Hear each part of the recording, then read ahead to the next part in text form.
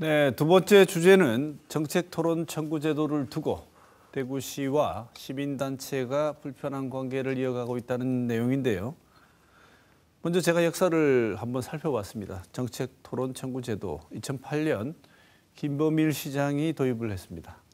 원래 도입의 초 취지는 시정의 주민 참여를 활성화시킨다는 아주 좋은 취지에서 출발을 한 것으로 보이는데요. 이토 기자 어떻습니까? 네, 맞습니다. 김범일 전 대구시장이 2008년에 스스로 도입하자고 해서 도입했습니다. 시정의 혁신을 도입하자, 이런 의미였습니다. 대구 시민이 대구시 정책에 대해서 공개적으로 이야기를 하고 그것을 대구시가 받아들이고 그렇게 해서 대구시를 좀 더 살기 좋은 곳으로 만들어보자, 그런 뜻이 바로 여기에 포함되어 있었던 겁니다. 네.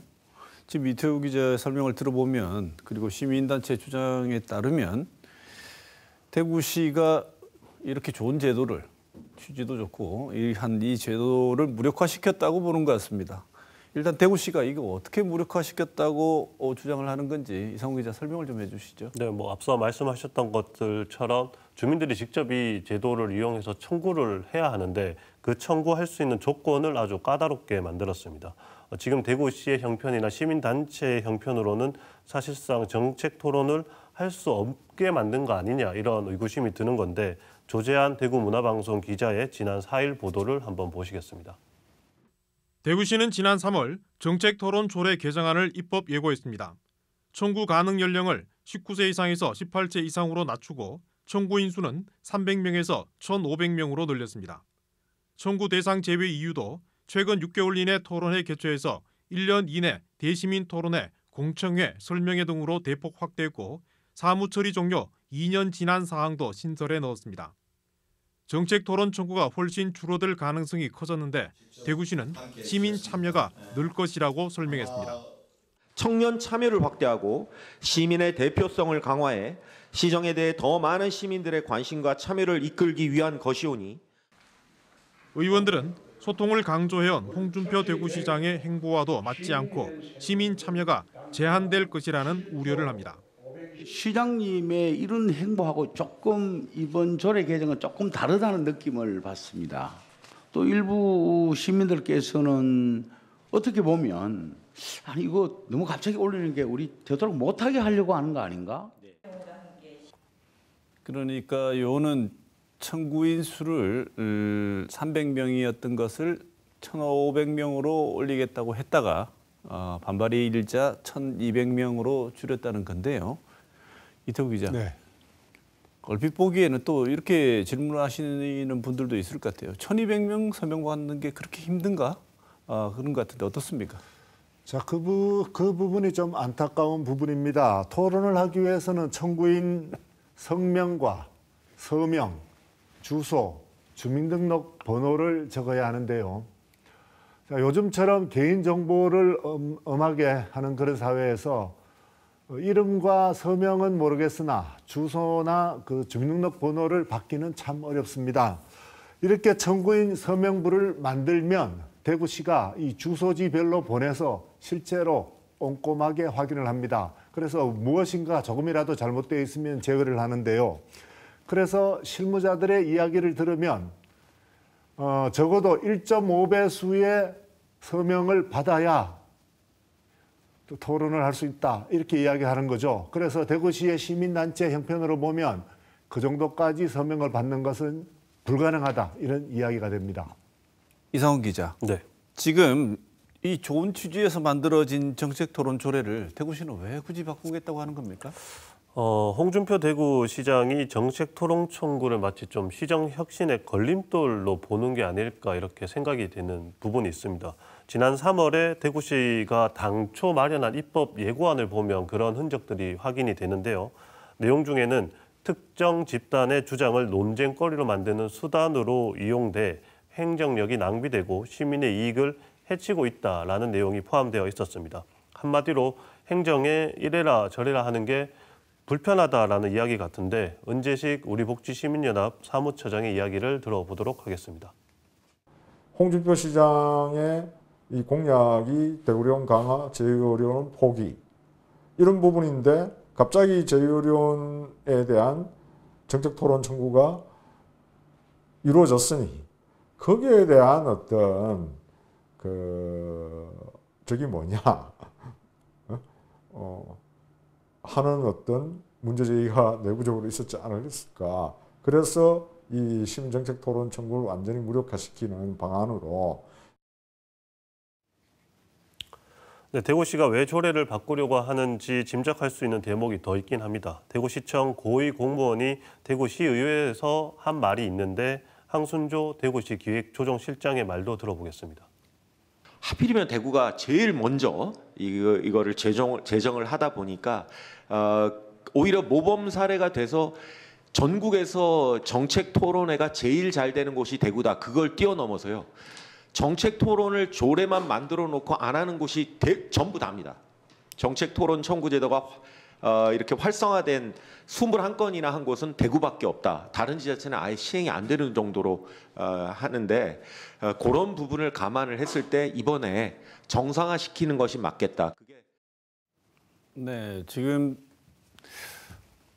내용을 보면 저로서는 조금 의아한 내용이 있는데요. 대구가 너무 활성화가 돼갖고 서명인 숫자를 늘려서 다른 시도가 아예 안 하고 있는데 그것처럼 만들겠다. 근데 그게 그렇게 되는 방향이 정상화라고 해서 글쎄요. 어떤 게 정상으로 보는지 참 의아한 부분인데 도입된 2008년부터 21번 실제 토론이 이루어졌습니다. 2008년부터 21번인데 이태우 기자, 이 정도면 대구시가 말한 것처럼 행정력이 낭비될 정도로 과도한 횟수인가요? 21번입니다. 2008년부터 2023년 올해까지 21번이면 1년에 1.4회를 했다는 말입니다. 어떻습니까? 많이 했다고 봐야 되겠습니까? 그렇지 않다고 판단해야 되겠습니까? 내용을 들여다보면 인권과 복지에 관련된 내용이 많았습니다. 토론회가 열렸다고 해서 대구시는 꼭 그 토론의 내용을 받아들여서 무언가를 고쳐야 하는 것도 아닙니다. 그런데도 대구시는 이렇게 부담을 느꼈다라고 좀 엉뚱한 소리를 하고 있죠. 홍준표 시장도 그 중앙 정치권에 대해서 쓴소리를 많이 하는 것으로 유명하죠. 그런데 시장에 대해서는 그런 소리를 듣기가 좀 불편했던 모양입니다. 네, 이제 대구는 예전에 비해 정책 토론 청구하기가 훨씬 까다로워졌습니다.